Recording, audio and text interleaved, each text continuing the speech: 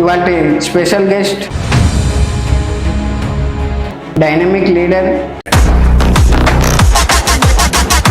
Trinetra foundation president Madapati Parameshwar అక్క గారు ఉన్నారు. వెల్కమ్ చేద్దాం.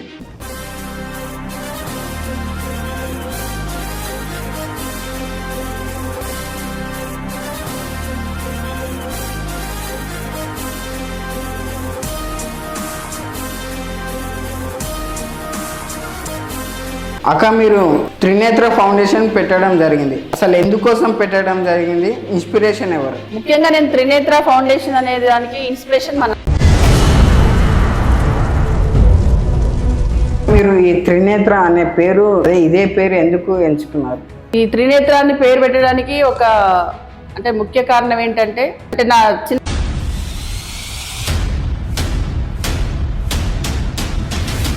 అక్క, మీరు మీ రాజనగర్ కాన్స్టిట్యున్సీలో కానీ మీ శంషాబాద్ మండలంలో కానీ మీ త్రినేత్ర ఫౌండేషన్ ద్వారా ఏమేమి సేవా కార్యక్రమాలు చేశారు? నేను అనేక హెల్త్ క్యాంపులు నిర్వహించడం జరిగింది. హెల్త్ క్యాంపు అది ఎట్లా అంటే, మనం ఏదో ఫోటోల కోసమో పేపర్లో రావడం కోసం హెల్త్ క్యాంప్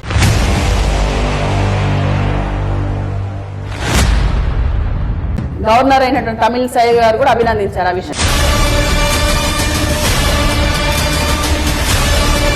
చాలా పెద్ద ఎత్తున జాబ్ మేళ కార్యక్రమం చేస్తా.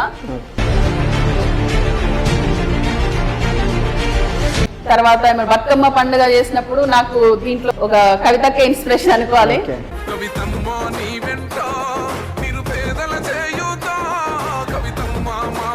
అసలు మీ ఫౌండేషన్కి ఫండ్స్ ఎక్కడి నుంచి వస్తున్నాయి? అసలు మీరు సేవా కార్యక్రమాలు ఎట్లా చేస్తారు? అంటే ఇప్పుడు నేను చేసేది ఒక 100 మందికో 1000 మందికో అనుకుంటే నేను చేయగలుగుతాను. ఇక మీద నేను ఇంకా భారీ ఎత్తున చేయాలి. ముందు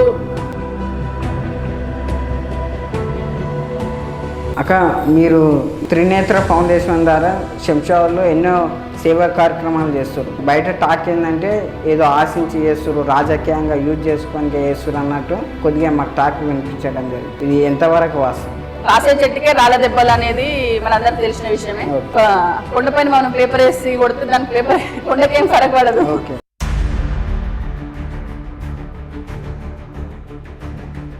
మీరు ఫస్ట్ బీజేపీ పార్టీలో ఉన్నారు. సడన్గా ఈ పార్టీ మారాల్సిన అవసరం ఏముంది? నేను నా సాయశక్తులు ప్రయత్నించి మొత్తం నేను ఒక 3-4 ఇయర్స్ ఒక పార్టీకి పనిచేసినప్పుడు నాకు సరైన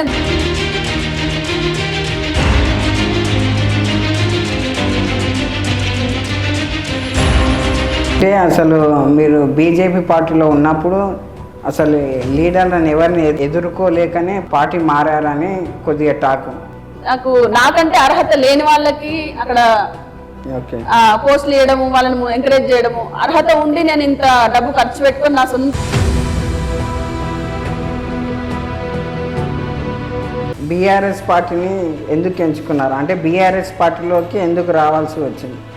అంటే వేరే పార్టీలు ఉన్నాయి కదా, కాంగ్రెస్ కానీ ఇతర ఎంఐఎం కానీ అనేక పార్టీలు ఉన్నాయి. అదే బీఆర్ఎస్ పార్టీలకే ఎందుకు రావాలనిపించింది? కేసీఆర్ ఇన్స్పిరేషను. అతను తెలంగాణ ఉద్యమం చేసిన తీరు కానీ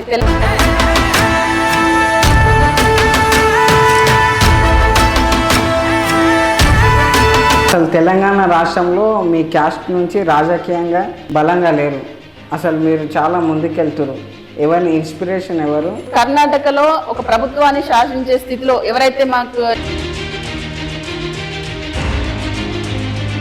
మాలవాణినంటి మరీ నీట మునిగితే కాటికి ఏగినప్పుడు కాల్చుమాల అప్పుడంటని అంటూ ఇప్పుడు ఎట్లొచ్చనో విశ్వదాభిరామ వినురవేమ.